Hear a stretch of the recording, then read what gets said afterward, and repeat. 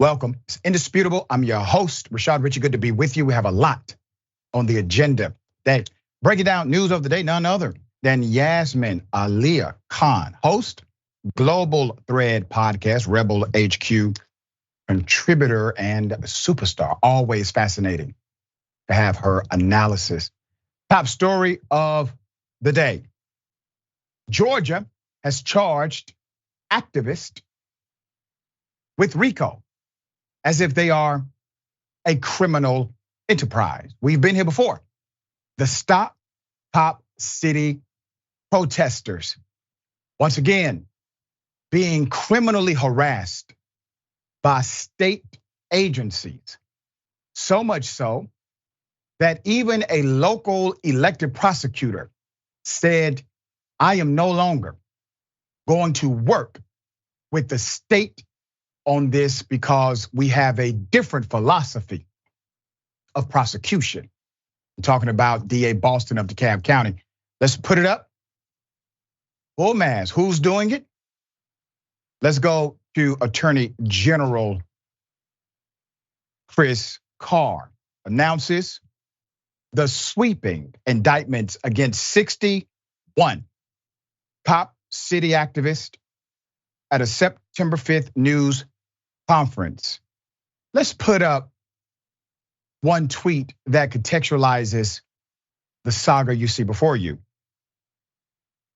Stop Cop City says, and I quote, when the state hands down RICO charges for passing out Stop Cop City flyers and bailing people out, and the date of George Floyd's murder is on the indictments, they're telling you that this is about a limitless police state where cops can act with impunity and resistance is illegal. We had Reverend Kiana Jones on the program, a local minister in Atlanta, in East Atlanta to be exact. She opposes Cop City. She went viral for the sermon she preached to members of the Atlanta City Council. She has taken offense to these RICO charges against those who protest the Stop Cop City movement. Here's some of that interview. This country has been upended by governments across the nation trying to build cop cities in order to quell protests because the government is simply upset that people seek to oppose and use their First Amendment right to protest when we see injustice coming from those in authority. And can you talk about examples of the charges? For example, handing out flyers, Kiana. Yes, people were indicted for handing out flyers. And what those flyers contained, first of all, messages that say Stop Cop City, messages that give details about what Cop City truly is, that it is not just a public safety training facility, that it is actually a militarized training facility that would destroy 381 acres of forest land in a black neighborhood where the city of Atlanta essentially had no jurisdiction in DeKalb County, but somehow backroom deals were made and laws were broken in order to acquire the land. Some of the flyers actually named the murderers of Manuel Esteban Paez Terán, known as Tortuguita. There is nothing that is wrong with giving information. So information that was obtained through public record that said, hey, there was a protester that was killed for sitting with their hands up. These are the perpetrators. We need justice. We want justice. I don't understand how giving out flyers with information is domestic terrorism. I don't understand how holding a sign that says Stop Cop City is domestic terrorism. I don't understand how opposing the government, using your legal right to protest, your right to freedom of speech is domestic terrorism. If you remember, one of the activists who's a board member for the Atlanta Solidarity Fund, a fund established after the killing of Rashad Brooks in Atlanta. They were raided. Him and his fellow board members had their homes raided. What was their job. What did they do? They bonded people out of jail. They coordinate with NAACP and other civic organizations to do so. They do very good work. We also had him on the show, Mr. Marlon Coutts. Here's some of that. I mean, I think it goes to the ridiculously baseless nature of these charges that the first judge who set eyes on them, who, he isn't even asked to make judgments about the facts of the matter. Right. He's just asked to set bond. But as soon as he sees the arrest warrants, his first reaction is, this is not impressive. That's right. The quote is, there's not a lot of meat on these bones. And he immediately goes against the prosecution's request, grants bond. I don't know what else we need to demonstrate that these charges are baseless.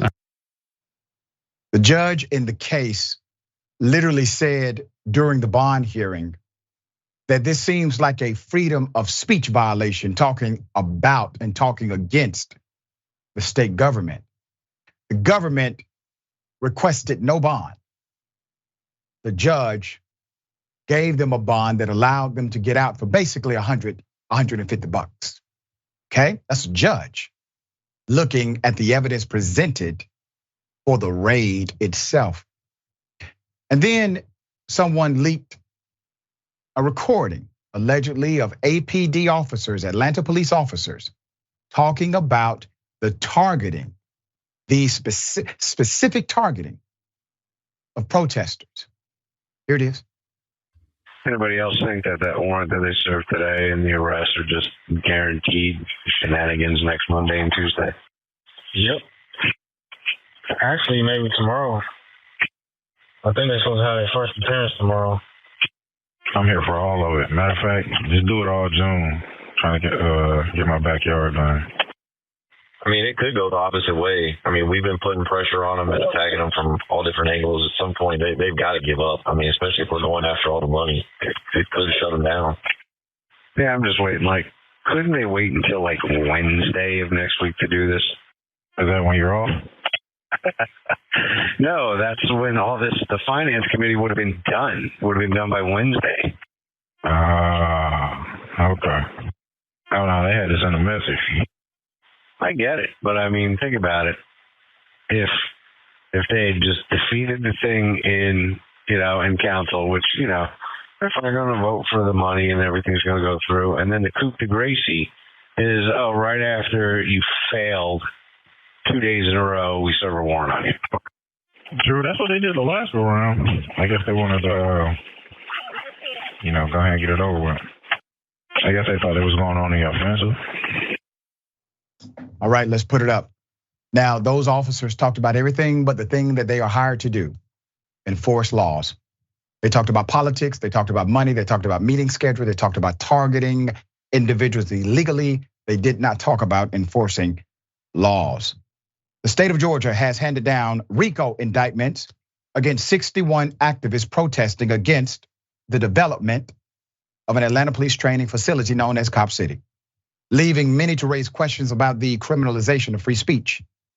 Last week's indictments primarily targeted the Defend the Atlanta Forest organization, the Atlanta Journal-Constitution reported. Issued on August 29th, they accused protesters of violating Georgia's Racketeering, Influence, and Corrupt Organizations Act. There's more. Others were charged with money laundering, domestic terrorism, and attempted arson in the first degree. That's according to a press release from Attorney General Chris Carr. Out of those charged, only 13 are from, meaning born in, the state of Georgia. Defend the Atlanta Forest organization has openly opposed the construction of Cop City, along with others, a proposed training center for officers and first responders on land owned by the city of Atlanta. So let me explain what land owned by the city of Atlanta means. The city of Atlanta is inside of Fulton County, technically. However, they have annexed parts of the city in other counties. Clayton County has City of Atlanta annexation. That's where the airport is. DeKalb County has City of Atlanta annexation, meaning basically the city owns that part inside of their county. And the rules of the city will work the same, basically, inside of another county. There's more. The anarchist, anti-police, and environment activism organization coordinates, advertises, and conducts direct action designed to prevent the construction of the Atlanta Police Safety Training Center and Shadowbox Studios and promote anarchist ideas. The indictment alleges this self-proclaimed direct action has included vandalizing of private property, arson, destruction of government property, attacks on utility workers, attacks on law enforcement, attacks on private citizens, and gun violence. At the center of this, ladies and gentlemen, is $90 million. It's actually more now, but 90 million was the original price tag. And the activists have been very successful at doing a few things. Number one, changing the public support. Changing the public support. How? By information. Giving information to everyday people who live in the city of Atlanta. The city of Atlanta voted on this. The city of Atlanta decided to move forward with the contract. Granted, the current mayor did not make the contract. This was a contract already designed and codified before he became mayor, but he could have ripped it up. He could have cited various contractual dynamics that were, let's just say, less than appropriate to implement. But he did not. He moved forward. He moved forward with the contract. Members of council, even those, many of those who ran on a progressive platform, voted in the affirmative to say yes to Cop City, even though East Atlanta said no. And now the public narrative is starting to transform with more information coming out. But the activists could not stop the vote. They stayed until 6, 7, 8 o'clock in the morning. They could not stop City Hall from voting in the affirmative. So what did they do? As with a democracy, they decided to go the legal route, filed a petition to get signatures that would allow them to stop Cop City development. This is allowable in the state of Georgia, upheld by Georgia courts. The city of Atlanta has taken them to court, and every time the city of Atlanta has lost. There's more. The indictment says the foundation of Defend Force goes back to May 2020 following the death of George Floyd. They mentioned this in the indictment. Why? Who was killed by a Minneapolis police officer and whose death sparked a worldwide movement against police brutality. It argues that when the demonstrators started to cease, an undercurrent of threatening, violent anti-police sentiment persisted among some people in Atlanta, including members of the organization. Chris Carr may try to use his prosecutor's power to build his gubernatorial campaign to silence free speech, but his threats will not silence our commitment to standing up for our future, our community, and our city. Cop City Vote, a coalition standing against the project, told the AP in a statement. According to prosecutors, 225 incidents included in the extensive indictment highlight allegations that members threw rocks and Molotov cocktail through the Department of Public Safety headquarters window, causing a fire and injuring 2 people in the summer of 2020.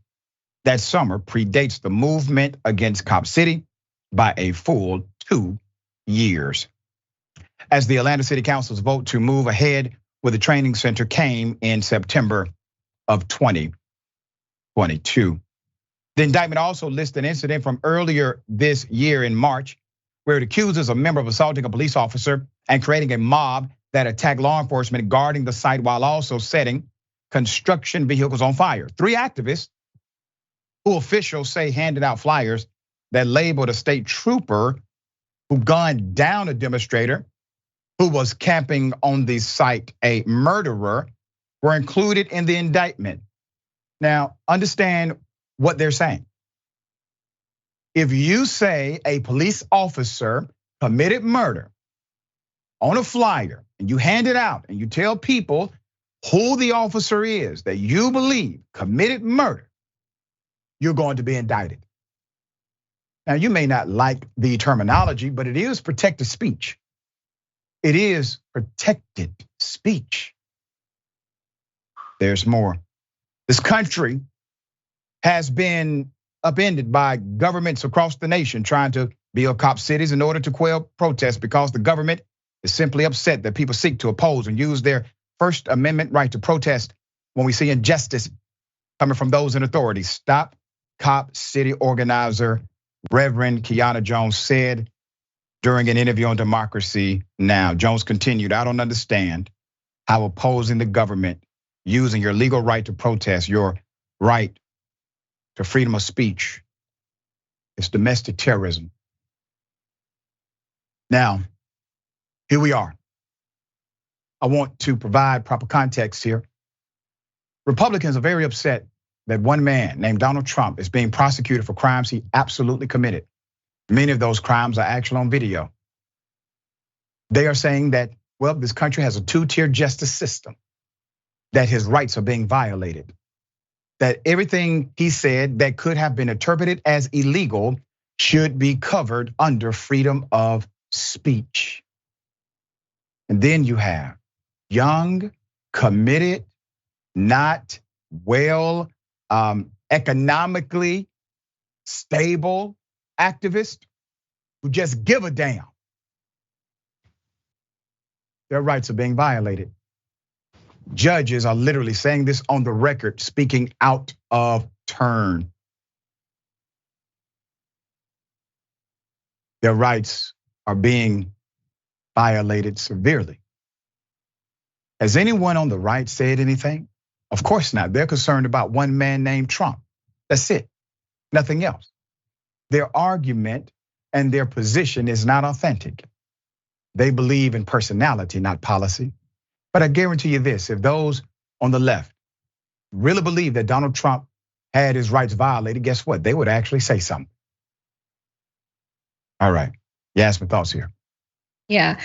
RICO is how Rudy Giuliani famously took down the mob in New York City. So it is a great way to indict groups of people who work together to run a whole operation. And it's usually reserved for large scale, widespread organized efforts to commit crimes. We don't see them too often, but we recently saw RICO charges used against the fast fashion brand Shein for stealing creative works from designers, and that made sense. And then we saw RICO charges again used against Trump and his accomplices, and that made sense. But now we're seeing them used against protesters in Atlanta. And comparing the work of activists and protesters to the work of the mob and other similarly nefarious entities is deplorable, and they know it. They know what they're doing. Now, obviously, these organizations that have been, and the people who work for these organizations who have been indicted, obviously they're organized because that's what they're doing. They're doing a job, they're working towards something. And what the work that they're doing isn't illegal. They're protesting and they have the right to do that. Not just that, but they have the public support behind them. And that is why they're being targeted this way. These indictments have basically criminalized exercising one's freedom of speech against governmental structures and even environmental activism. The incidents of violence cited by the prosecutors didn't have anything to do with these anti-Cop City activism movements, but they had to use the date of George Floyd's death as a starting point for anti-cop domestic terrorism, which is what they're referring to it as, in order to build their whole RICO case. And I would say that all of this is very ironic and that the cops are literally proving the point that these activists are warning against. They're behaving in a way that the activists said that they would, but it's not irony. They're not pretending to be anything other than what they are. And they're pushing forward with their plan, regardless of what the public and the city have to say about it. They're doing what they want by force because they can, and they have empowered themselves to do so. Very well said. And let me say this for the record. I'm anti-bad cop. I'm not anti-cop. I'm anti-bad cop. I'm pro-good cop. But if you are anti-cop, guess what? You have that right to simply be anti-cop if you wanted to. If that's your perception, that is perfectly legal in the United States of America.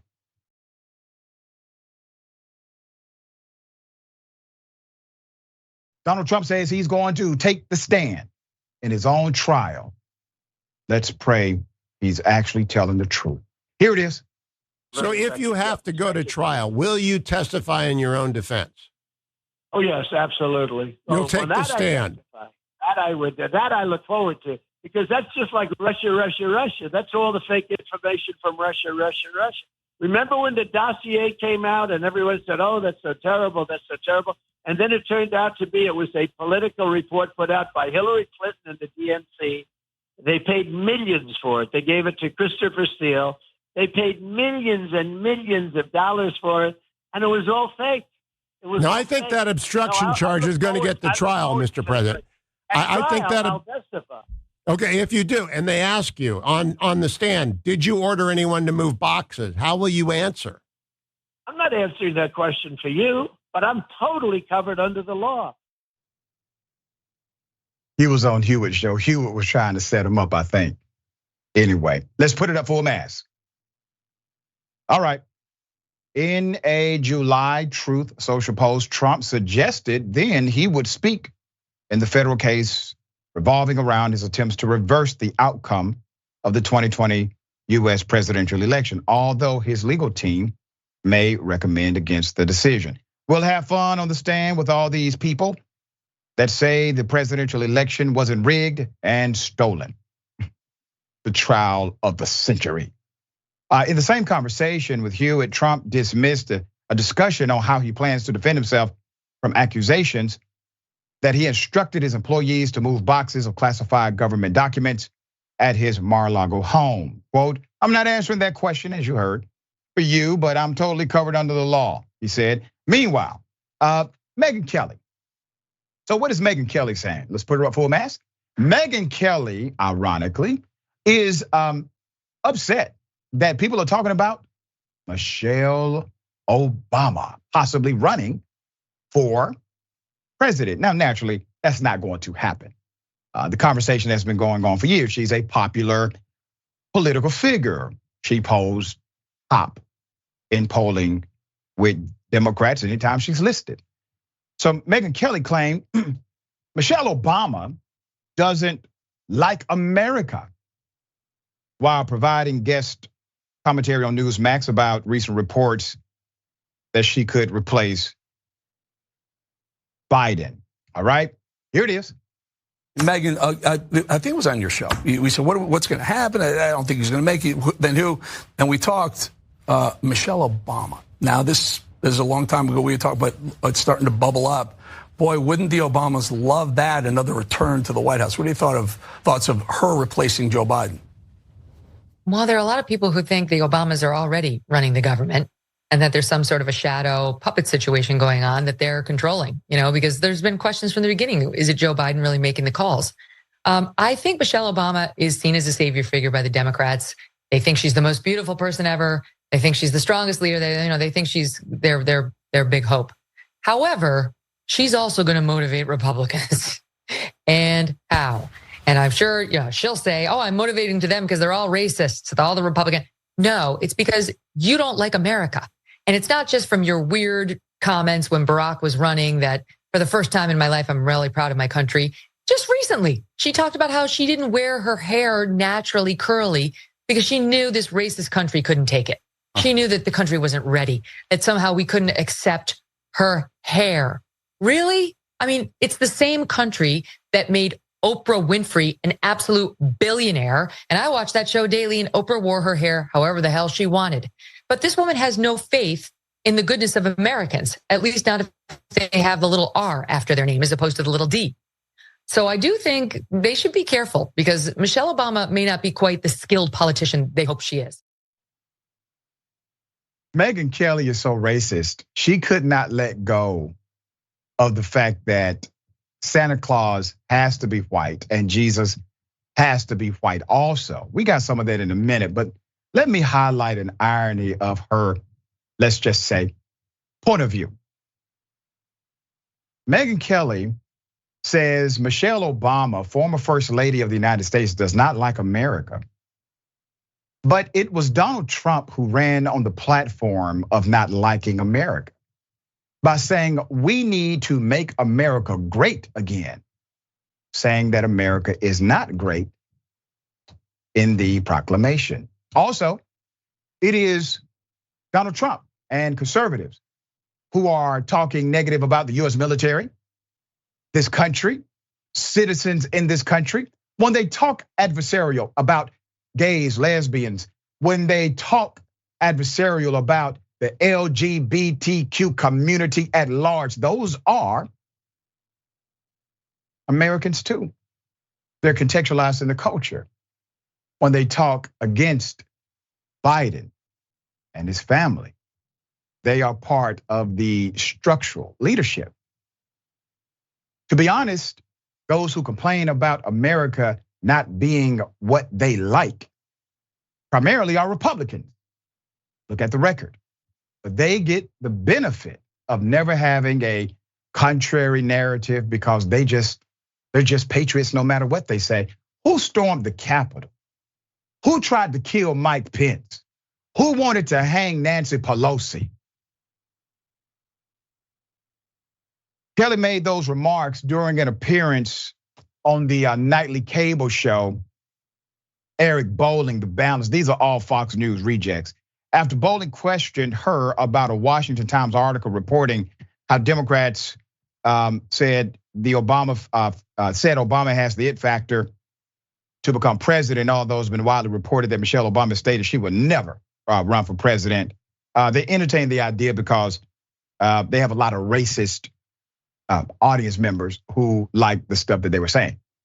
There's more to this, all right? So if Kelly wants to take a dig, let's not forget, Kelly was, from her morning show position at NBC News, she was fired from there after making, racist remarks about blackface, all right? So, but she was already racist on Fox News. NBC News decided to give her a job. We didn't know how long it would last, but we knew good and damn well she would say something racist. We said that on day one. But if you remember that Fox News clip, this is how racist Megyn Kelly, a trained attorney, is. Santa Claus should not be a white man anymore. And when I saw this headline, I kind of laughed and I said, oh, this is so ridiculous. Yet another person claiming it's racist to have a white Santa. And by the way, for all you kids watching at home, Santa just is white, but this person is just arguing that maybe we should also have a black Santa. But Santa is what he is, and just so you know, we're just debating this because someone wrote about it, kids. Okay, I wanted to get that straight. But Jedediah. Yeah, she says Santa's white, and then she goes on to tell you Jesus is white. Same show, same segment. And the people on her program, they're just so damn happy to be on TV. They're sitting there shaking their head to this foolishness. But that's how insane it is. All right, Yasmin, thoughts? Yeah, I will say I was reading the transcript of that Trump interview and it was really hard to get through. I think reading any transcript of Trump speaking is very difficult. But even if he wants to take the stand, no one around him wants him to. They know what happens when he speaks. He is uncontrollable. He can't be trusted to stick to a script or to not lie. He's almost guaranteed to perjure himself. His main defense and talking points are lies. And if he strays from those points, he loses his entire supporter base. There's no actual benefit for Trump to take the stand. So it'll be interesting to see what actually ends up happening. And as for Megyn Kelly, why are we even talking about this? Michelle Obama is not running for anything. Right. Megyn Kelly voluntarily made a point that she could have just avoided making altogether. The point that Republicans supposedly don't like the Obamas because they're anti-American, not because they're black.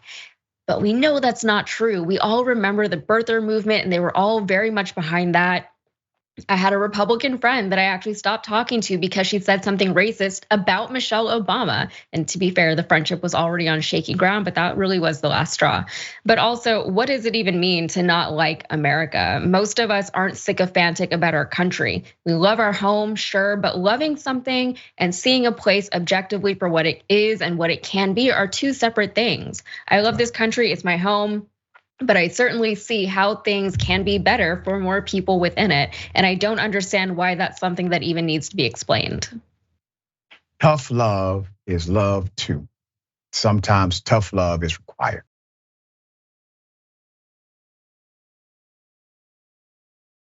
A school teacher decides to write the N-word next to a student's name on a seating chart. Put her up full mass. She has lost it all because she just couldn't help herself. Kelly Nordstrom, a Sierra Middle School teacher in Stockton, California, has now resigned after being accused of writing a racial slur next to a black student's picture on a seating chart. The Stockton Record identified the educator as the cultural awareness and diversity teacher. You heard me, right? The cultural awareness and diversity teacher. And now Lincoln Unified School District officials are searching for another cultural awareness and diversity teacher. Keep her picture up. Is it just me, or do you also blame Lincoln United? Why would you hire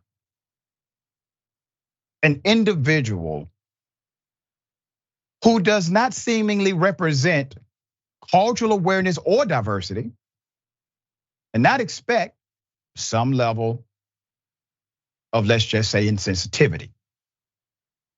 The students informed their parents and officials that they saw the N-word in quotations, beside their classmate's picture. You're looking at the alleged photo of the seating chart. Multiple parents said the derogatory term was visible to their children, and their children talked about it. The Stockton Record notes that 11% of the school's district students are actually black. You have a parent, let's put her up. Her name is Liz Manipoli. So Liz, being a thoughtful individual, has brought the matter to trustees during a Lincoln Unified School Board meeting last Wednesday. Her daughter, a student in Ms. Nordstrom's class, saw the teacher write the slur about the black student photo, adding that when her daughter confronted the teacher, she said she was taking notes. Manipoli said on the verge of tears at the podium, "I understand that children were able to see this. My 12-year-old daughter sent me a photo of this. There is something missing when the teacher of a diversity class feels comfortable to write that." She also told ABC 10, certified hate speech, so casually written by a teacher in a position of power. We're told the seating chart is where the teacher uses to take her notes and notate points. From my understanding, she might have heard this kid say a form of that word and very casually noted it on her clipboard, but not in the same way he said it, in the form of a racial slur. So that's the potential spin. Per the record, another parent called the teacher's alleged actions, completely inappropriate, adding that the cultural insensitivity and sense of privilege in this situation is blatant. The local newspaper noted that it's unclear or hasn't been proven that the teacher wrote the slur, end quote. All right, the school superintendent, let's put her up. Buck stops with the superintendent, okay? Her name is Kelly Dextraz. Sent a statement to ABC 10 condemning racism and saying the incident is in fact under investigation. The use of racial slurs is not allowed or tolerated in our schools. And we respond with both discipline and education when either students and staff engage in such behavior. However, because this matter is related to the disclosure of student disciplinary documents, we are prohibited by law from commenting on the specifics of the incident. All right? Okay, hell of a thing. Yasmin, thoughts? Yeah, if I was in this woman's position, even if I was, making a note of a thing that a kid was saying, I still wouldn't have written that word out, especially not on a document like that in a classroom. I think it says a lot about someone that she didn't even think that there was anything wrong with what she was writing. She didn't really seem to think about it too much. The nonchalance with which it was written was a loud and clear indicator that this woman should not be employed in the line of work that she is currently employed in. And I hate that this is happening in classrooms. And we really just need to start respecting these children and the education that we're offering them in this country. It's really sad because the lessons that they learn in elementary school in a lot of ways stay with them as they go forward into this world. And I don't like to see them starting off on the wrong foot. It's really painful. There you go. There you go. So for those who may push back and say, well, Doc, she may have just been writing it out to take a note. Oh, okay. She's the cultural awareness, diversity awareness person, professional, teacher. So we can all agree she at least lacks awareness, which is a requirement for the job. All right. Okay. We got more on the other side. It's indisputable, stick and stay.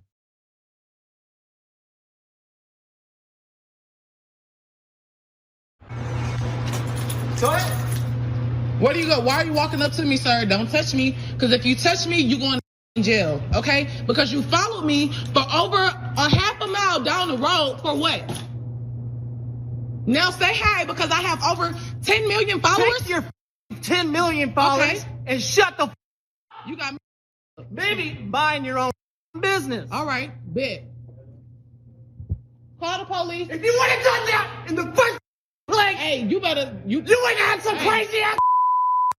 You right now. All right. So yeah, just go ahead, cause you mind your own business. Hey, you touch me, it's over for you.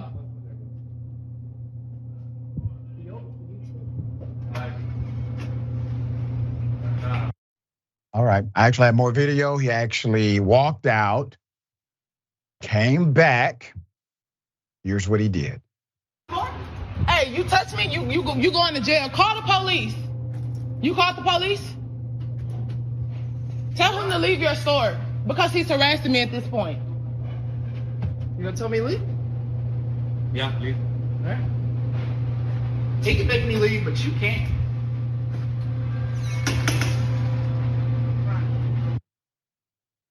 He can make me leave, but you can't. Put up his picture full mask. If somebody knows this clown, you may want to have a conversation with him. According to the narrative, he followed this woman half a mile, a little more than half a mile. It looks as if she sought refuge inside of a lit area, and he followed her. He comes in to do God knows what until he saw that he was being recorded. That's what it looks like to me. What he did was not only a scary thing, obviously, for this woman, but it could have ended in significant disaster. Here's another dynamic that we must mention. The woman had to say something to the store owner or clerk or cashier, whoever it is. Hey, are you going to call the police? Can you call the police? Can you tell them to leave? Somebody coming into your establishment in order to attack another human being should result in my opinion, a little more vigor. Get your ass up out of here. What's wrong with you? Why are you chasing people inside of my store? She's a customer, leave. Anything, or I've called 911, they're on the way. Okay. So I didn't like that factor. I didn't like that she had to basically ask for someone to do a very decent thing. But once again, he has not been identified. He has not been identified. If anyone knows who he is, feel free to let us know. All right, Yasmin, thoughts? Yeah, this is terrifying. This is one of those things that some men, and I'd probably say most men, even well-intentioned men, don't understand about what it's like to exist as a woman in this world. And I'm not blaming them for not understanding. I'm not mad at them for not knowing. It's just one of those things that they're really just not exposed to. And that said, there are still certain people who, even after being shown instances of violence and threatening behavior like this, will continue to deny that chauvinism and misogyny are actual threats to people, and by extension, that they're damaging to society. You can't have a functioning society where half of the population feels unsafe in the presence of the other half. This is really scary. Well said. All right, we will bring you an update if somebody alerts me to who this clown is. Please do. Okay, that's something for you. Double dose. You want to call the police on them for having a barbecue on a Sunday. I feel free! Back off! I'm going to tell them there's an African-American man threatening my life. Street, do not race down my street again. I was only going 25 miles an hour. You're crazy. I got 5 people saying who's racing down the street. Do you realize I'm a part of a company? Yeah, you're right. And you're going to lose your job because I got your truck number. Well, they realize... No, they don't realize you don't race around a residential track. Period. Every time I drive, they know how many miles I'm driving. How about your... It does matter. It doesn't matter. It does. Wrong. Because if you're saying I'm wrong... You're wrong. And they're watching me... You're wrong. You're wrong. You're wrong. You're... Don't... Oh, you just hit me? You just hit me? You just hit me? Hold on. Watch him. You spit my face. Him. He just hit me. You spit my face, you bitch. Hell yeah, bitch. And I'm going to spit in your face. He's hitting me. No, you hit me. Please. Why are you hitting me? You're hitting me. What? Because he hit me first. No. Yes, he did. No, I did not. Yes, I did. I got a camera. Look. Hey. Why are you hitting him? After he hit me, and I had a fight. You spit my face. After he hit me and I had a fight with him, she's telling him to go inside. Why are you telling him to go inside after he hit me? Nope. I don't care. Got that nose dotted. Let's put it up full mass. Sir, you literally went up into her face in an aggressive manner. She has the right to defend herself if she did anything to you at all. It was a conversation, yes, a heated one, but it did not have to transform into what you transformed it into. This is an Amazon driver, according to the person who posted it, and he got a bloody nose. But after that, after he tried to attack her, after we clearly see physical combat, someone comes outside and says, "Why are you hitting him?" What? That's the first thing that comes to your mind when you see a guy like him, mad, upset, probably you already know how he gets. Why are you hitting him? Come on. So this is one of those videos we don't have a whole lot more information on. Would love to know if the police were called, charges were filed, etc. But once again, he felt bold enough to do more than just say words. Sir, if you thought somebody was racing in your community, and by the way, he admits he didn't see it. He's talking about what somebody told him. If you thought somebody was doing that in your community, you have not seen it for yourself, but you thought they were doing it, you can say something and keep it moving, all right? If that was your assumption.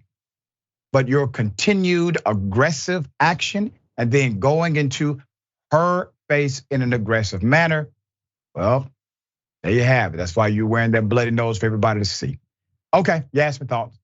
Yeah, again, this is terrifying. And like you said, we don't have all the context for this video. I don't know what led up to this, and people are gonna say that there's not enough context to know who was right or wrong here. But no, it's never okay or decent to even approach someone and speak to someone the way that this man did. That is not the way to have a productive conversation. But then he actually got up in her face and physically assaulted her and then denied it and then played the victim, even though it was all caught on tape. And right. I don't know what's gonna happen, but we see this people like this and situations like this where nothing really happens. So we'll see. Yeah, we'll see. Well, his face is all over the internet now.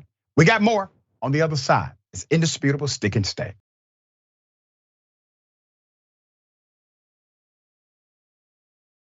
All right, welcome back. Always good to be with you. We got a lot of comments. I will read just a couple. Still pressed for time.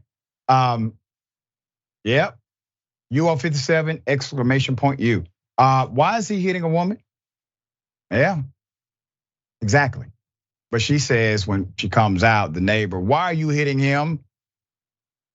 She's defending herself. College that needed to be more white. So they engaged in a systemic, intentional, discriminatory program to get rid of all the black people, put up the institution. I got a hell of a story to tell you.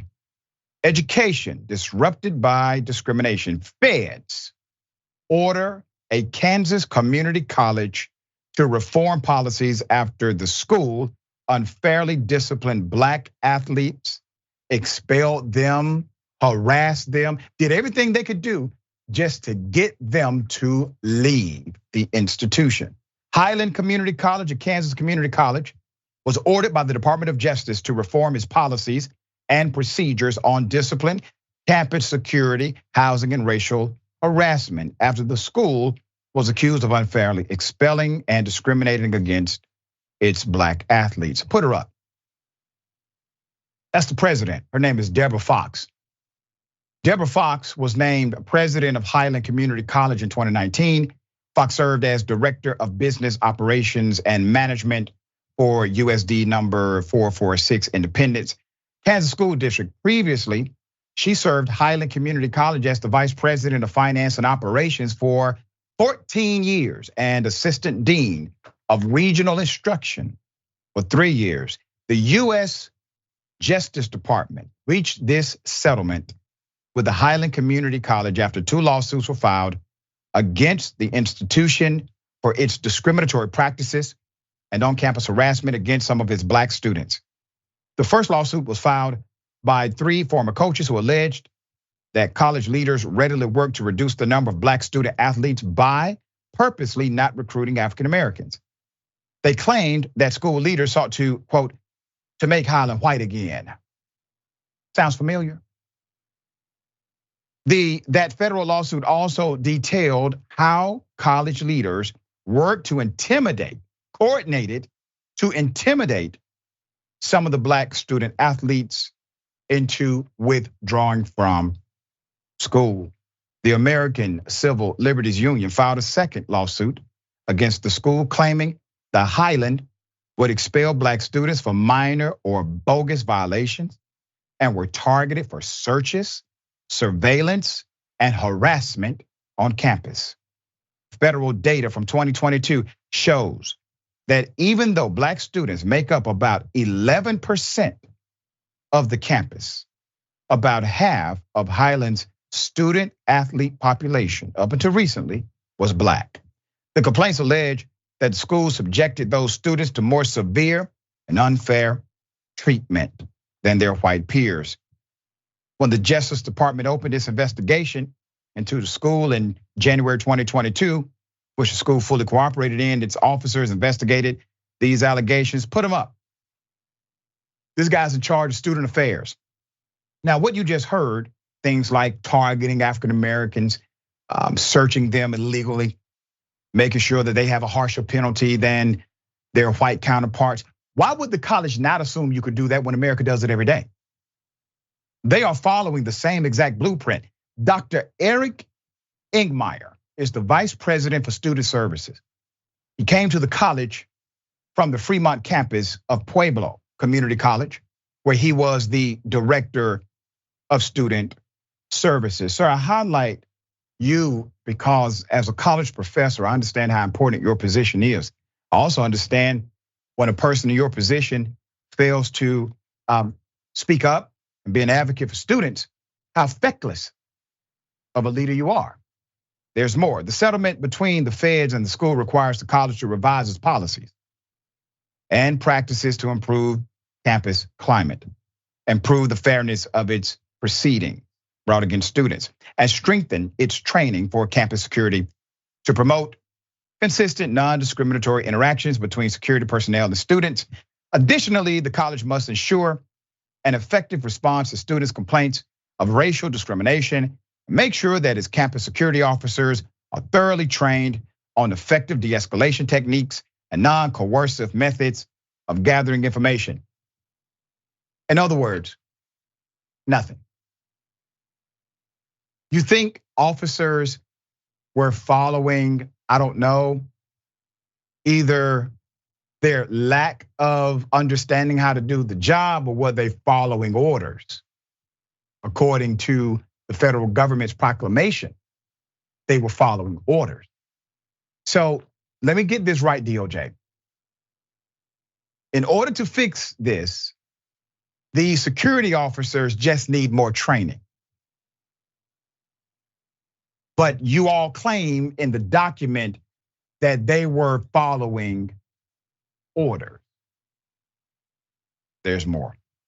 No college student should have their educational experience marred or disrupted by discrimination based on their race. That's what the Assistant Attorney General Kristen Clark of the Justice Department Civil Rights Division said. I actually like her. She does a lot of great work. Community colleges are an important pathway to four-year institutions and the workforce. And federal law requires that their campuses, programs, and activities be equally available to all without regard to race. The Justice Department is committed protecting the civil rights of college students across the country to pursue a higher education in a safe, welcoming, and discrimination-free environment. Highland Community College President Deborah Fox said the school welcomed working with the Justice Department's Educational Opportunities section to come to a consensus about how to improve campus life for students. We need to talk about how to not be discriminatory, how to not target African-American students, how to say no to make our college whiter again. It's insane. Now, this is a microcosm. It actually is indicative of a larger dynamic happening across America. You think this is the only community college or higher educational institute engaged in such behavior? You got to think how deep this goes. They are literally willing to give up money in order to have no black people or very few black people on campus, because those students, they do pay money. They do garner interest from others who will see them play a sport. That is money to the institution. They're willing to give that up in order to engage in their racist enterprise. Our school, our student body is the most important part of the Highland community experience. We want to ensure that all students feel welcome to learn, develop, and thrive as they take important steps in their educational journey, Fox said. Now keep that quote up, okay? According to the government, ma'am, you all discriminated against black students. So why is your commentary about the student body? They didn't say you violated the student body. There's more. Fox said, Fox, who was appointed school president in 2019, was embroiled in some controversy last year after she likened one of the school's black football players to Hitler, whom she called a great leader, according to the Associated Press. Fox remarked on the player's leadership skills and his influence on other black teammates during a meeting about the alleged harassment of black student athletes. She later explained to the local news outlet KCUR that she was just trying to describe negative leadership and apologized to the school for her poor choice of words. Highland Community College is about 80 miles northwest of Kansas City, Missouri, and approximately 3,200 students make up its student population. Isn't that something? All right, Yasmin, thoughts here? You know, people are really getting creative. Hate seems to drive creativity. Who knew?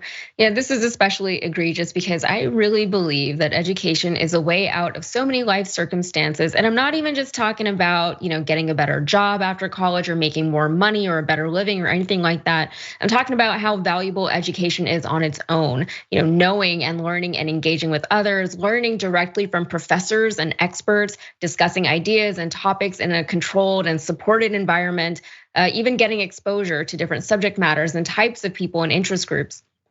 To deny people that opportunity for any reason, but especially on racial grounds, is unthinkable.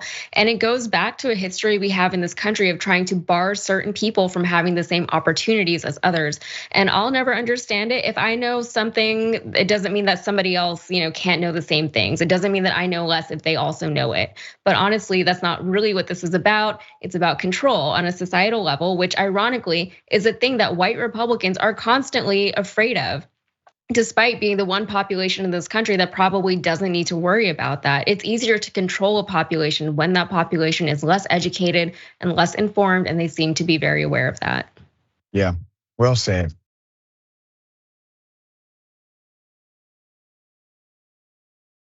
Many of you have seen this video go viral. I have the background, I have the update. Here it is.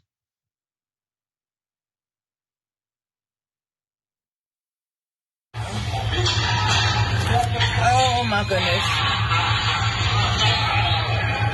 Okay.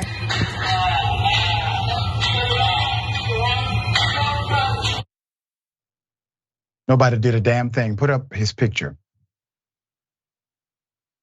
Okay. The woman he was beating on with the cane is 60 years of age. This was a New York subway. No one intervenes. Norton Blake has now been arrested early yesterday morning for that brutal assault you saw. 43-year-old Blake was charged with assault, according to police. In 2017, Blake pleaded guilty for assaulting an officer, resisting arrest after jumping the turnstiles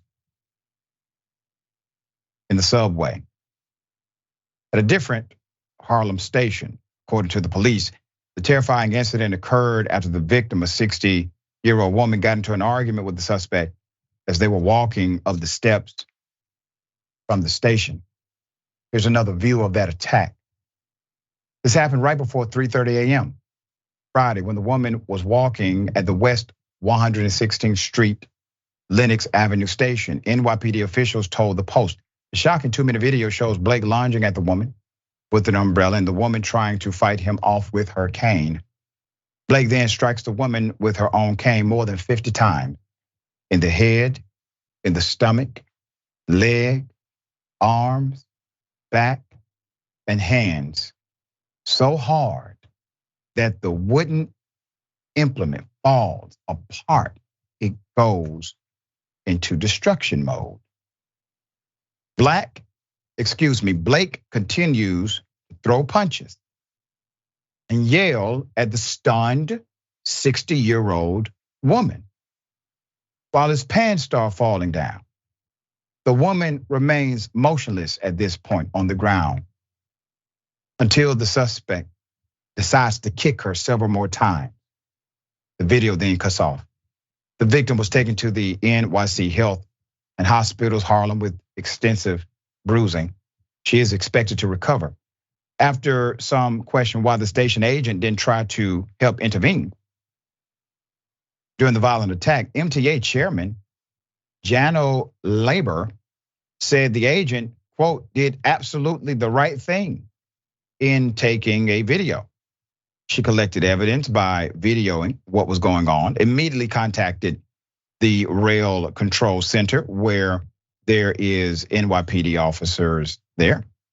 So both contacting the RCC, but also the NYPD that actually brought on fast response from the NYPD, said the chairman, who added that the agency is training agents on how to deal with what he called conflict situation. What? You're going to start training them now? They're not trained already on how to deal with conflict? This is sickening. That 60-year-old woman could have died. She could have died. While an agent is literally recording a murder that could have been what we just saw. And the chairman immediately having the defensive posture. Not even, well, we're looking into it to see if the actions were proper. We're gonna launch an investigation, get back to you. All right, thoughts here. Yeah, why was any of this necessary? I'm glad that the guy has been arrested, but the woman still has to deal with not only the physical wounds that she sustained from the attack, but also from the emotional trauma of it, of being beaten publicly and then nobody coming to help her. And I don't think that that emotional trauma should be diminished. Something like that can change someone's life. It can change who you are as a person, and it can change the way that you just engage with the world around you. It's a shame and it's a waste. And you can't even argue that this was a case of self-defense or anything like that on the guy's part. This was an attack, and that's what it was. That's right, a pure 100% unprovoked attack. All right, we got more on the other side. It's indisputable, stick and stay.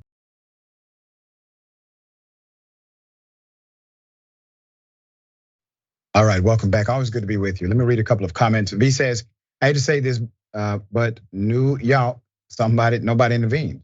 Very rare for someone to intervene. The agent actually might have gotten fired if they physically intervened because of liability. Wow. And one more. Twitch. The IT Dragon, this is awful. Stop filming and help. Yeah. I mean, you can literally say, okay, listen, hold my phone for a minute. Keep recording. All right. Okay. Hell of a story. A teenager tries to drown a black child while calling the black child George Floyd. Put it up full mass.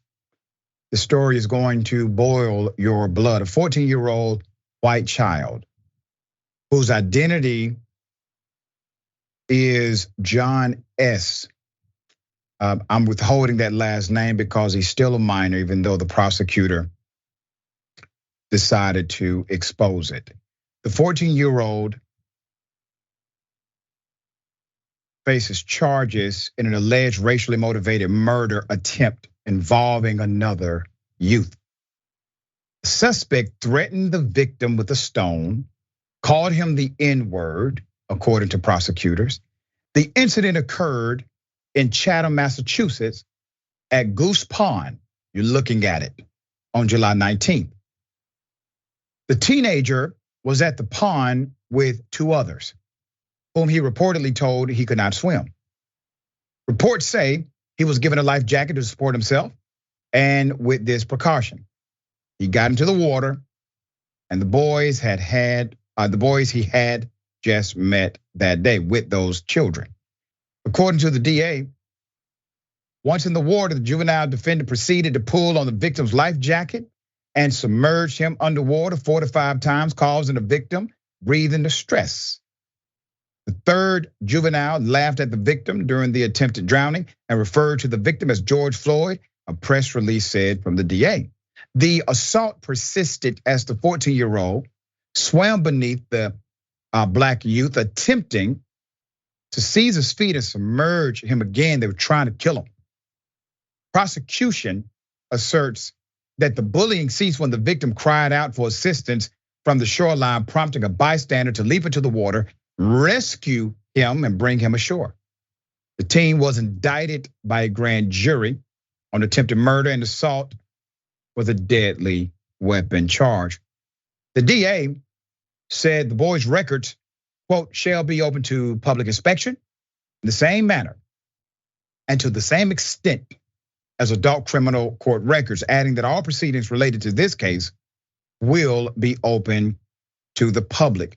Now, what this 14-year-old kid attempted to do is extreme, it is violent, it is evil, it is criminal, and he should face punishment, severe punishment, trying to kill somebody. And he knew what he was doing was wrong, bad, not legal. The DA says, I'm gonna release his name. You know, DA, I have a recommendation for you because I think you're a good person. I want you to release the name of his parents, grandparents. I want you to release the names of the people who taught him this. NBC 10 Boston identified the team and also spoke to the lawyer. NBC 10 Boston reached out to John S.'s lawyer for comment. The lawyer, Kevin Reddington, told the Boston Globe on Friday that the charges are just over the top for what amounted to horse playing. They got out of control. He said it was appealing to the Superior Court to have John S. released. All of the people involved are juveniles, as are the witnesses. And all but John S. had their names redacted from the report. John S.'s name was not redacted because he's being tried as a youthful offender, which makes you a little more than a juvenile, okay? The teen attended a hearing on Thursday, August 31st. Inside of the juvenile court, a judge ordered that he be held without bail.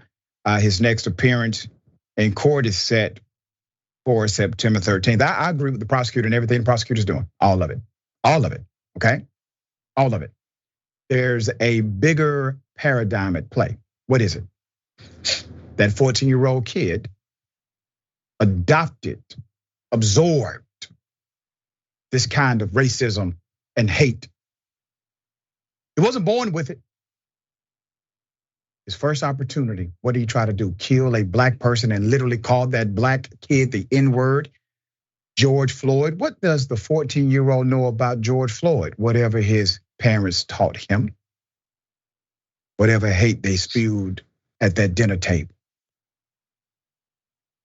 Yasmin, thoughts? Yeah, it's exactly like what you said, Doc. Kids learn behaviors from their elders, from the adults in their lives, more so than from what they're exposed to on the internet or on social media or even on the news. This is so sad to see because, my bleeding heart, children really are the future, and I don't believe that they're born with hate in their hearts. But this feels a little different. Attempted murder, especially at such a young age, is a leap from teasing or bullying. I don't even have words for it. Yeah. We will bring you the update as the case moves forward, and the DA has promised full transparency.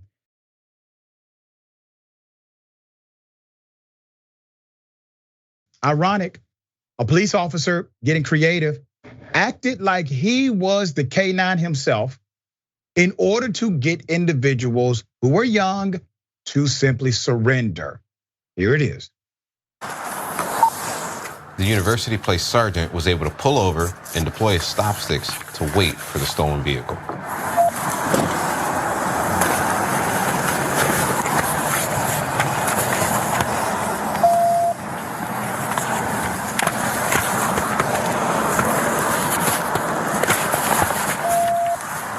Still eastbound, we're approaching Chambers, landing Chambers Creek.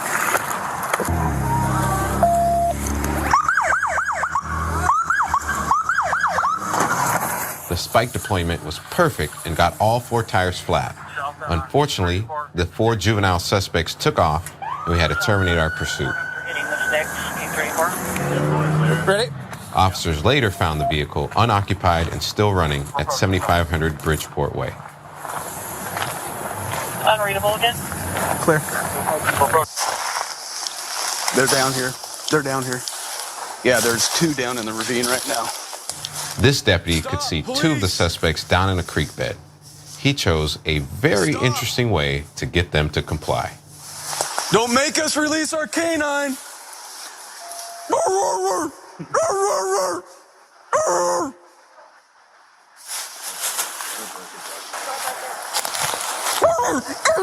Female, blonde hair, red pants, black hoodie, black and orange backpack. Better stop.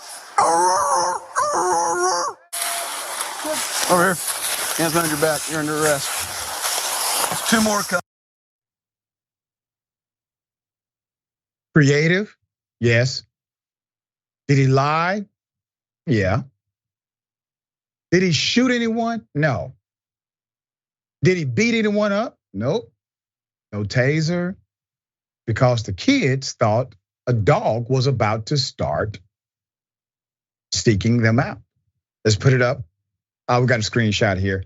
I actually appreciate the fact that he was creative enough to do this and did not engage in, shooting in the woods or something insane like that. And we've seen things like that before. So a deputy out of University Place, Washington, had this approach. It was effective. The suspects actually immediately gave up. They were arrested due to their juvenile status, no information about the suspects. The kids actually believed there was a dog. And in the end, they told the deputies, man, as soon as I heard that dog, I gave up. Sergeant Darren Moss Jr. said in the video posted to the department's Facebook page, Moss commended the deputies, giving them an A+ for creativity in getting the teens to comply. I've done dumb things as a teen myself, all right? So I appreciate that they were able to take that ride, learn a lesson, and hopefully apply it to the rest of their lives, all right? Yasmin, thoughts here. Yeah, this made me laugh. That was funny. I applaud the creativity and the quick thinking, and I applaud the fact that violence didn't need to be a thing here. I like that no shots were fired. I like that the job was done effectively, but no one was hurt. Violence should never be the first option, and as we've seen here, it's not always necessary. So more of this, please. There you go. All right. A woman pulls a paralyzed man out, literally out of a burning fire. All right, let's put it up. Go to it now. Oh!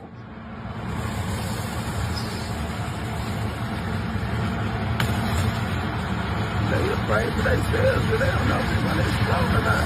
Well, that's what they finally people do.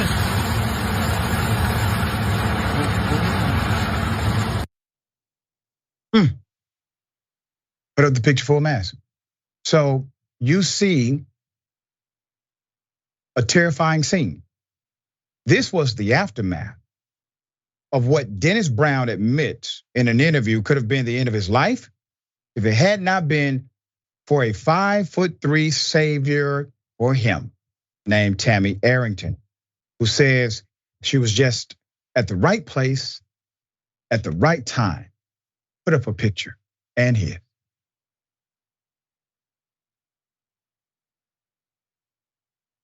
The paralyzed Dallas man was renting the hand-controlled car from Enterprise, as he had done before, when he thought to himself, this car feels like it's ready to give out.